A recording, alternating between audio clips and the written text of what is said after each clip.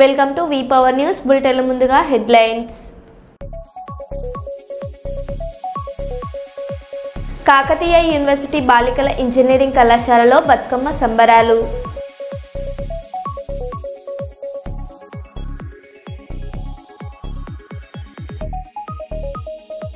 భద్రకాళి అమ్మవారిని దర్శించుకున్న MLC Teenmar Mallanna.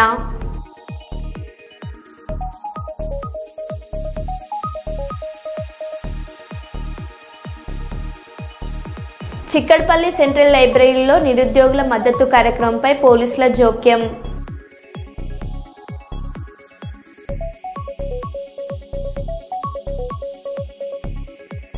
Assembly మెయింటెనెన్స్ను గాలికి వదిలేసిన ప్రభుత్వం.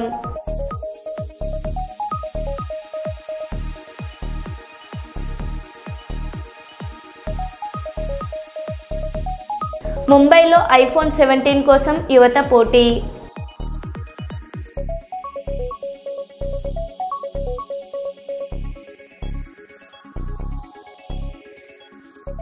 ఇక వివరాల్లోకి వెళ్తే, పోలవరం గతంలో 400 కోట్లతో నిర్మించిన పోలవరం డయాఫ్రామ్ వాల్ కేంద్ర జలసంఘం సూచనలను పరిగణలోకి తీసుకోకుండా పూర్వపాలకుల అసమర్థత కారణంగా కొట్టుకుపోయిందని అధికారులు తెలిపారు. కాంట్రాక్టర్లను మార్చవద్దని కేంద్రం సూచించినప్పటికీ గత ప్రభుత్వం ఆ సూచనలను పాటించలేదని విమర్శలు వినిపిస్తున్నాయి. ప్రస్తుతం మళ్లీ డయాఫ్రామ్ వాల్ నిర్మాణం ప్రారంభించామని 2025 డిసెంబర్ నాటికి పూర్తి చేయాలని అధికారులు తెలిపారు. ఈ పనులు చేయకపోతే పోయారు కానీ డయాఫ్రామ్ వాల్ అయితే 400 కోట్ల రూపాయలతో డయాఫ్రామ్ వాల్ పూర్తి చేస్తే 2 సీజన్లో పూర్తి చేస్తే వీళ్ళు వచ్చిన తర్వాత ఒక్కొక్కసారి అసమర్థ ప్రభుత్వం వస్తే ఏం జరుగుతుందని ఒక ఉదాహరణ, డయాఫ్రామ్ వాల్ పూర్తిగా కొట్టుకోబోయే పరిస్థితి వచ్చింది. ఎక్స్పర్ట్స్ అంతా అధ్యయనం చేశారు, ఇంటర్నేషనల్ ఎక్స్పర్ట్స్ అధ్యయనం చేశారు. పోలవరం చాలా ఫెరోషియస్ ప్రాజెక్ట్. అది ఓసారి 500 టీఎంసీ నీళ్లు ఒకేసారి వస్తాయి. అంటే ఇంత పెద్ద ప్రవాహం వచ్చే ప్రాజెక్ట్ ఏది ఉండదు. అంత ఉధృతంగా వచ్చినప్పుడు ఎలాంటి చిన్న లోపం ఉన్నా మళ్లీ దెబ్బతింటామనే ఉద్దేశంతో వాళ్ళు మళ్లీ కొత్తగా డయాఫ్రామ్ వాల్ చేయమంటే ఆ డయాఫ్రామ్ వాల్ ప్రారంభించాం. కేంద్రం చాలా స్పష్టంగా మీరు అనవసరంగా కాంట్రాక్టులు మారుస్తున్నారు, మనుషులు మార్చేస్తున్నారు, ఈ ప్రాజెక్ట్ చాలా ప్రమాదమైన ప్రాజెక్టు, ఇలాంటి సమయంలో సున్నితమైన ప్రాజెక్ట్ని ఈ విధంగా చేయడం మంచిది కాదు, వెయిట్ చేయమని చెప్పినా వినకుండా ఇష్టానుసారంగా చేసి కడాన దాన్ని మునిగిపోయే పరిస్థితి వస్తే ఇప్పుడు 400 కోట్లతో కట్టిన డయాఫ్రామ్ వాల్కి 1000 కోట్లు ఖర్చు పెట్టే పరిస్థితికి వచ్చాం. అదనంగా 1000 కోట్లు అయింది. టైం అంతా ఇదైంది. వచ్చిన తర్వాత ఇప్పటికి మళ్లీ స్పీడప్ చేసి 52% పూర్తి చేశాం. డిసెంబర్ 25 నాటికి డయాఫ్రామ్ వాల్ పూర్తవుతుందని ఈ హౌస్ ద్వారా రాష్ట్ర ప్రజానీకానికి విజ్ఞప్తి చేస్తున్నానని కూడా నేను మీకు తెలియజేస్తున్నాను. అన్ని పనులు కూడా ముందుకు తీసుకుపోతున్నాం. ఎన్టీపీసీ మేడిపల్లిలోని విశ్వభారతి పాఠశాలలో శ్రీ హనుమాన్ అఖాడా శిక్షణను ప్రారంభించిన రామగుండం ఎమ్మెల్యే రాజ్ ఠాకూర్ మరుగున పడుతున్న ప్రాచీన యుద్ధ కళలను ప్రాచుర్యంలోకి తీసుకురావడానికి తమ వంతు సహాయ సహకారాలు ఎప్పుడూ ఉంటాయని రామగుండం ఎమ్మెల్యే మక్కన్ సింగ్ రాజ్ ఠాకూర్ అన్నారు. పెద్దపల్లి జిల్లా ఎన్టీపీసీ మేడిపల్లిలోని విశ్వభారతి పాఠశాలలో శుక్రవారం సాయంత్రం జరిగిన శ్రీ హనుమాన్ అఖాడా శిక్షణ ప్రారంభోత్సవ కార్యక్రమానికి ఎమ్మెల్యే ముఖ్య అతిథిగా పాల్గొని ప్రారంభించారు. పూజా కార్యక్రమాలను నిర్వహించి అఖాడా మాస్టర్ కంది నాగరాజు, కంది చంద్రయ్య అఖాడా శిక్షణ పొందుతున్న విద్యార్థులతో కలిసి కర్రసాము, కత్తిసాము లాంటి అఖాడా విన్యాసాలను చేశారు. ఈ సందర్భంగా ఎమ్మెల్యే మాట్లాడారు.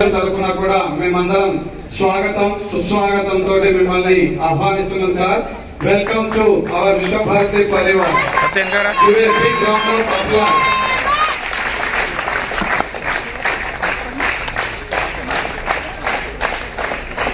అన్నగారు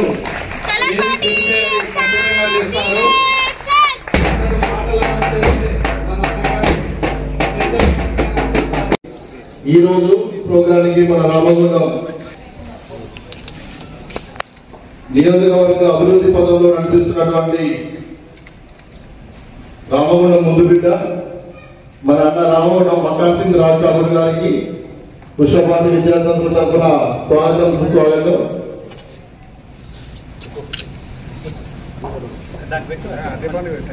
ఫ్యూచర్ లో రామగుండం ఎలా ఉండాలి అనే కళ్ళగంటు ప్రస్తుత ముఖ్యమంత్రి రేవంత్ రెడ్డి స్వామి గారి అనుచరుడు అన్నగారికి స్వాగతం.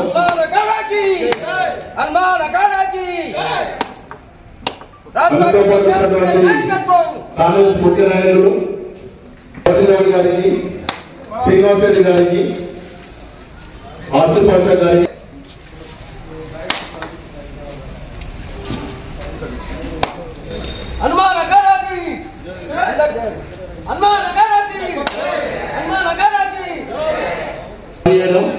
మాకు గర్వకారణం సార్. శిక్షణ కార్యక్రమాన్ని అన్నగారు సాధించవలసిందిగా కోరుతున్నాము. ప్రియతమ ప్రజల మనిషి రామగుండం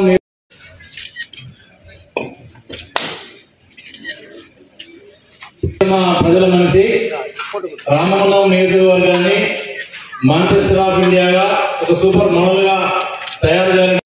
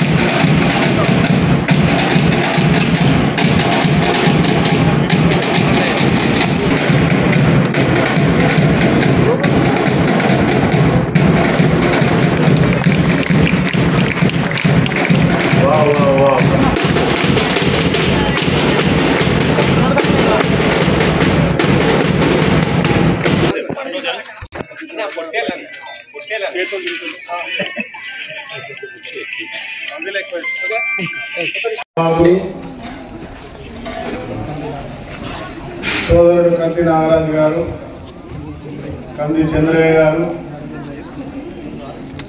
యాదగిరి గౌడ్ గారు, విశ్వభారతి స్కూల్స్ చైర్మన్ తిరుపతి గౌడ్ గారు ఖచ్చితంగా చేపట్టండి.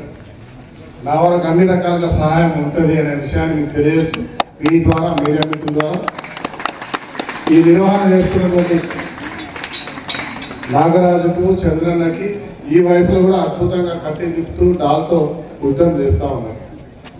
వారు మా అందరికంటే సీనియర్, రాజకీయాలు కూడా సీనియర్ నాయకులు. ఈరోజు నేను కూడా మంచి అకాడమీ చేయగలుగుతాం, చేసి నేర్చుకున్నాం చిన్నప్పుడు. అక్కడ ఉన్న పోలీస్, ఇక్కడ ఉన్న నేర్చుకున్నాం. శ్రీకాకుళం పెద్ద గనగల్లవానిపేట గ్రామంలో స్వచ్ఛతా పర్వం సందర్భంగా జిల్లా కలెక్టర్ స్వప్నిల్ పునకర్ దినాకర్ మరియు ఎమ్మెల్యే గొండు శంకర్ పాల్గొన్నారు. సాగతి తీరంలో నిర్వహించిన ఈ కార్యక్రమంలో వారు సుందర శ్రీకాకుళం నిర్మాణం ప్రతి ఒక్కరి లక్ష్యం కావాలి అని పిలుపునిచ్చారు. ఈ సందర్భంగా కలెక్టర్ మరియు ఎమ్మెల్యే మాట్లాడారు. చూడండి, చూడు చూడు చూడు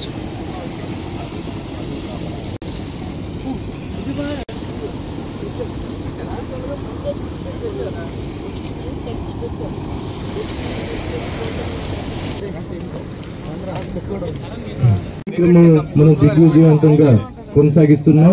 ఇది కేవలం ఒక్కరోజు సెలబ్రేషన్ మాత్రమే కాదు, మన శ్రీకాకుళం పర్యాటక ప్రాంతాలను కాపాడుకోవాల్సిన బాధ్యత మనందరిపై ఉంది. సో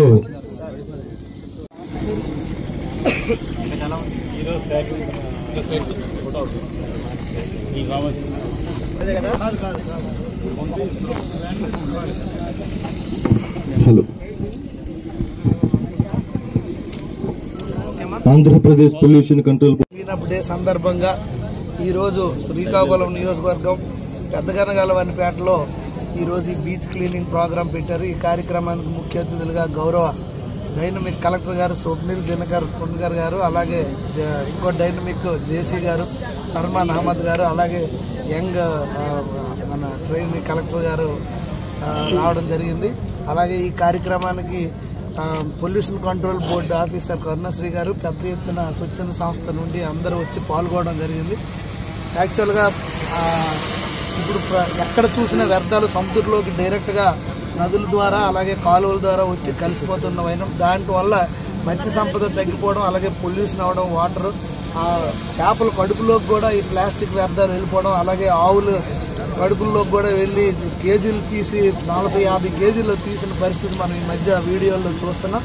నిన్న కూడా ఒక క్వశ్చన్కి కాలుష్యం మీద పెద్ద చర్చ జరిగింది. గౌరవ ఉప ముఖ్యమంత్రి పవన్ కళ్యాణ్ గారు ప్రస్తావిస్తూ దీనికి ఒక ఫుల్ డే అసెంబ్లీలో కేటాయించాలని, పెద్ద ఎత్తున దీనికి ప్రజాప్రతినిధులు కూడా సహకరించాలి. ఇది గవర్నమెంట్ నుండే కాదు, పబ్లిక్ నుండి కూడా పెద్ద ఎత్తున సపోర్ట్ రావాలి, ఒక అవేర్నెస్ రావాలి.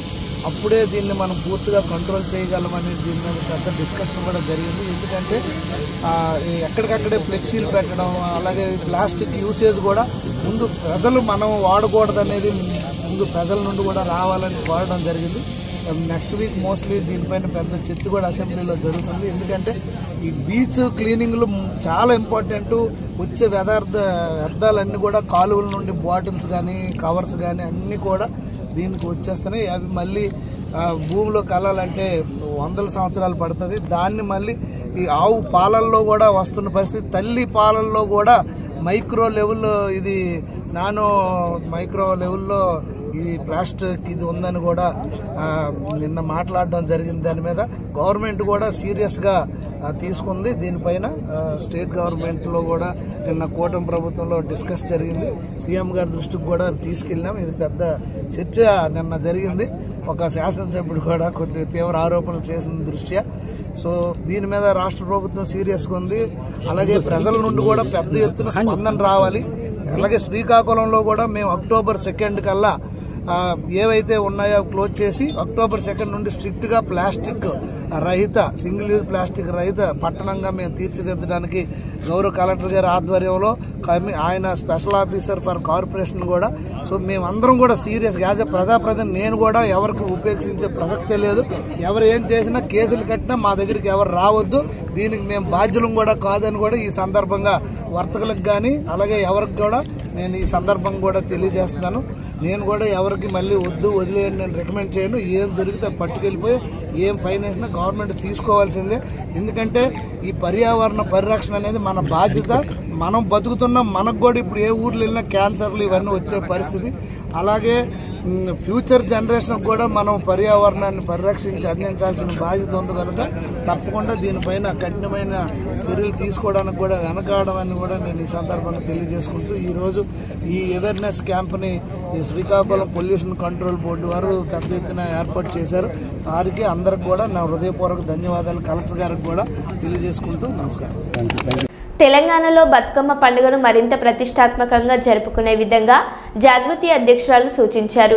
బతుకమ్మ పండుగ సందర్భంగా తెలంగాణలోని ఆడబిడ్డలకు చీరలు ఇవ్వడం ఒక సాంప్రదాయం అయితే ఇవ్వబడే చీరలు ఇందిరమ్మ చీర అని కాకుండా స్థానిక భవిష్యత్ సాంప్రదాయాన్ని ప్రతిబింబించే విధంగా బతుకమ్మ చీర అని పిలవాలన్నారు.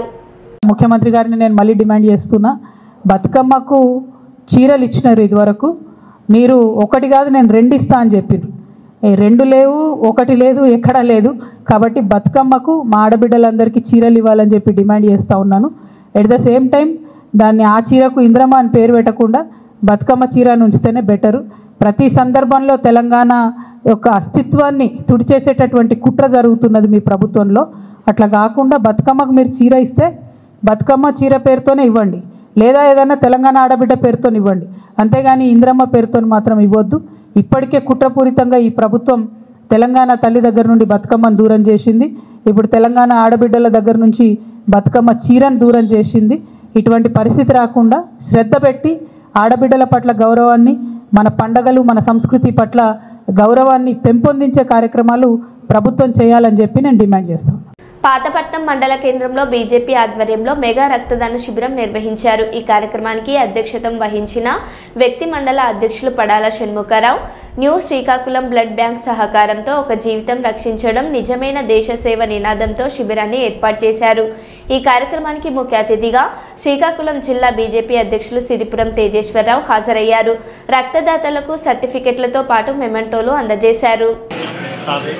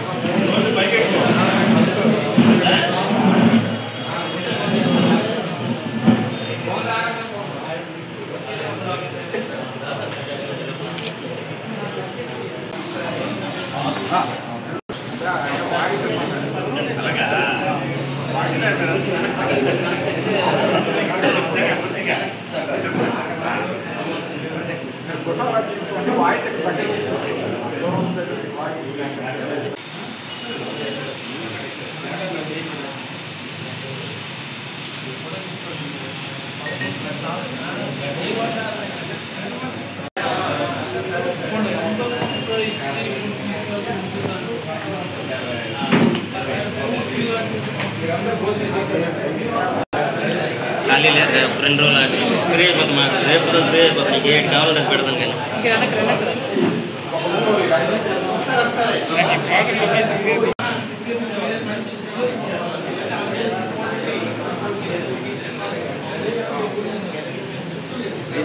తెలంగాణలో బతుకమ్మ పండుగను మరింత ప్రతిష్టాత్మకంగా జరుపుకునే విధంగా జాగృతి అధ్యక్షురాలు సూచించారు.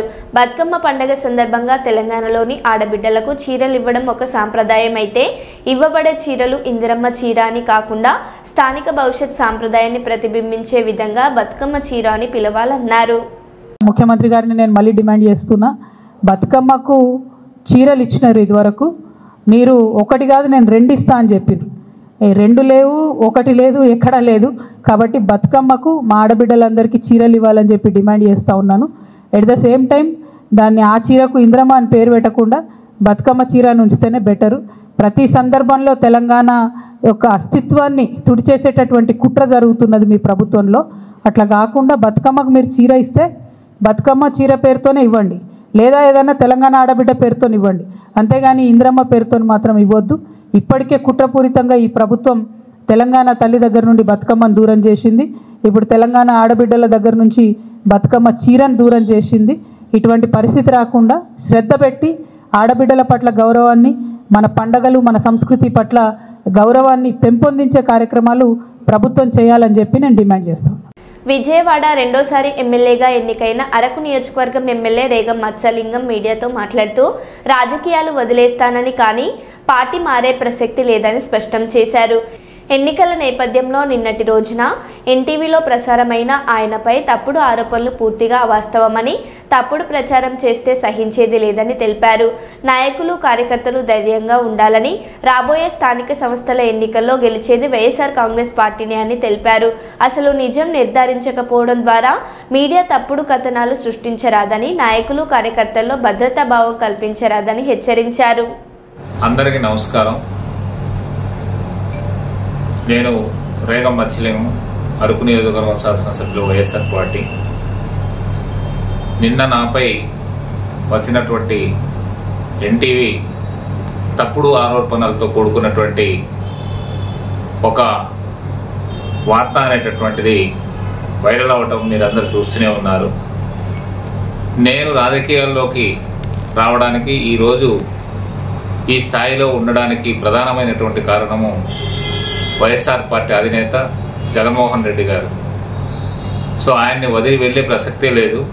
ఒకప్పుడు ఆయన దగ్గర వదిలి వెళ్ళేటటువంటి పరిస్థితి వస్తే నేను రాజకీయాల నుంచే తప్పుకుంటానేమో తప్ప పార్టీలు మారే ప్రసక్తే లేదని చెప్పేసి మీకు ఎవరైతే నా మీద తప్పుడు ఆరోపణలు చేస్తున్నారో, ఏ టీవీ అయితే నా మీద వ్యతిరేకంగా వార్తలు రాస్తున్నదో వాళ్ళకి మరి హెచ్చరిస్తున్నాను.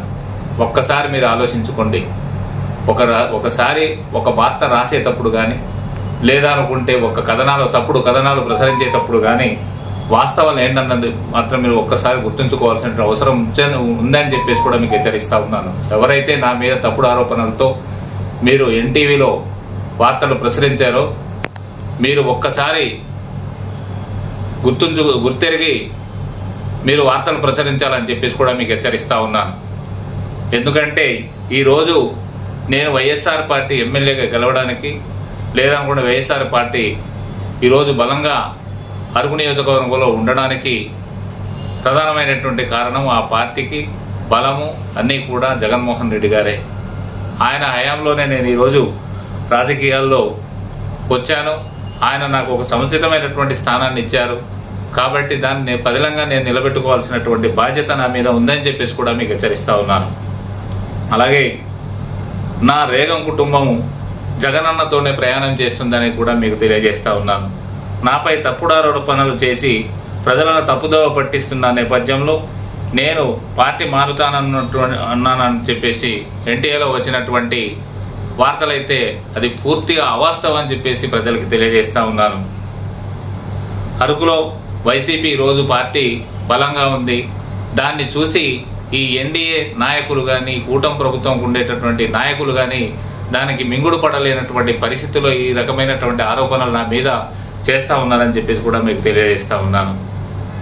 అలాగే ఈ వార్తలు రాసే ముందు వాస్తవాలు ఏంటన్నది మీరు తెలుసుకోవాల్సినటువంటి వాస్తవాలు ఉన్నాయి.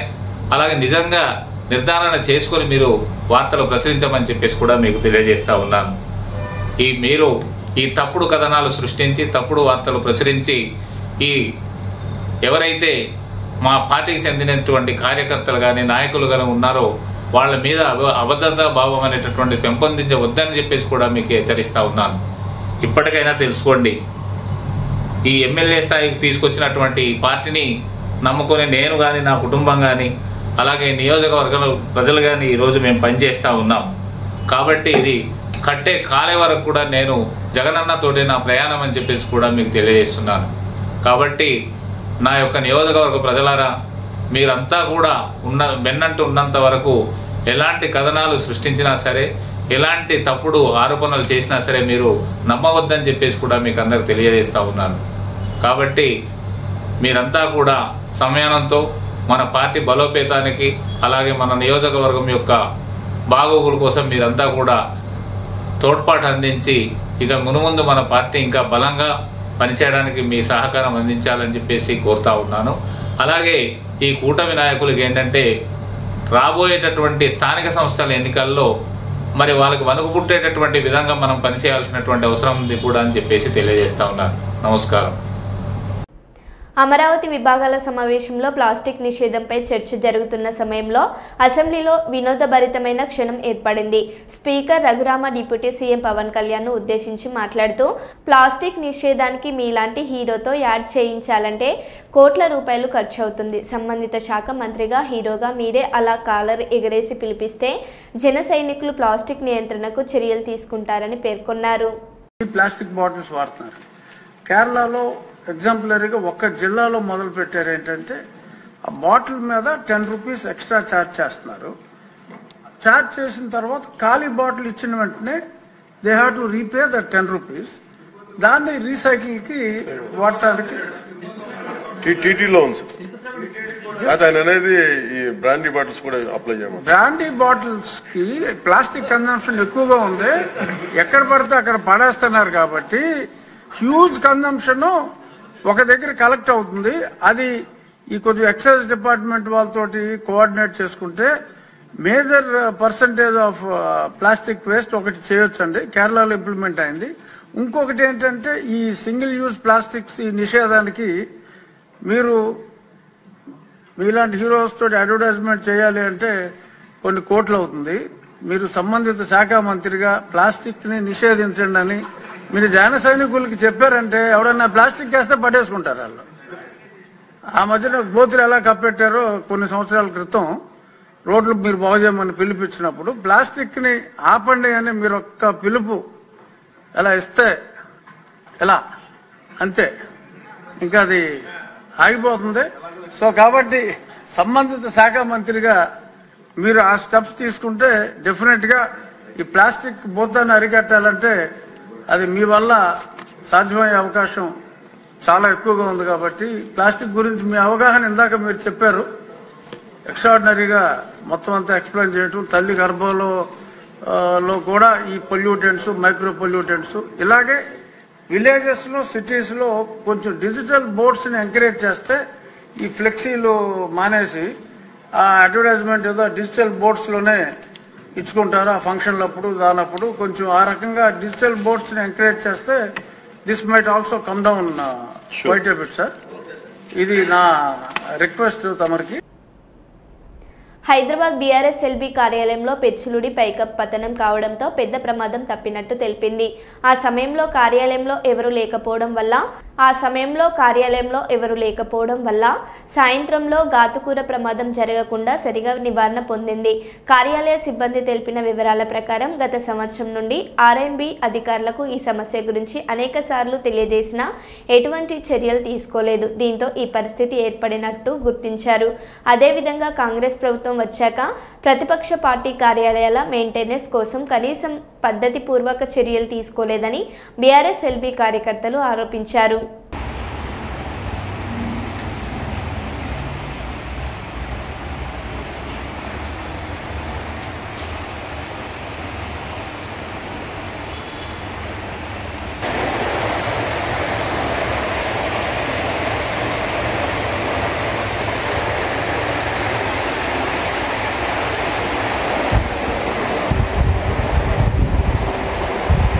మరో బులెటిన్లో మళ్ళీ కలుద్దాం. Stay tune.